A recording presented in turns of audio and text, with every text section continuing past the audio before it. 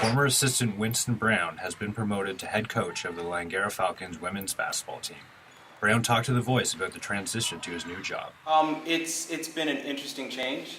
I've been the assistant coach in two different post-secondary schools in the last 3 years, and there are things that I never imagined having to take care of, like scheduling, funding of student athletes, practice, not only practice planning, which I did a lot of, but scheduling an entire season. Brown is also installing a new offense for the team. It's almost like Princeton on steroids.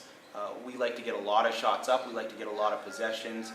We're looking to take advantage of mismatches as quickly as possible. After making the playoffs last season for the first time in 7 years, Brown hopes the team can build on its success. Getting to the playoffs and possibly winning a playoff game would be a great way to transition into the following year, where many of those kids have an extra year of experience and will be reaching for higher goals. And I mean, the way I look at it is, if we can win a playoff game this year, there's no reason why we can't be in a provincial final next year. Adina Aprea, one of 2 returning players to the team, says Brown brings a different style to the team's practices. Honestly, it all comes down to just intensity.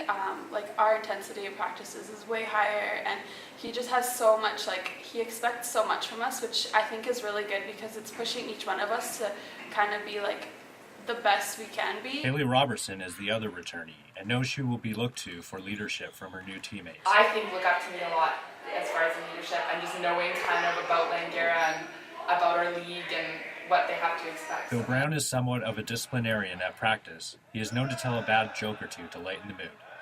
You know those dad jokes that it's just okay, did you have to mention that? So yeah, I think he's full of those, and it ties really well to his personality, because sometimes he can be super strict and intense, and then when he cracks one of those, you're kind of just okay, you have a funny side to you. The women's team opens up their season October 28th against Quest University at the Langara Gym. Scott Forbes, Langara Voice.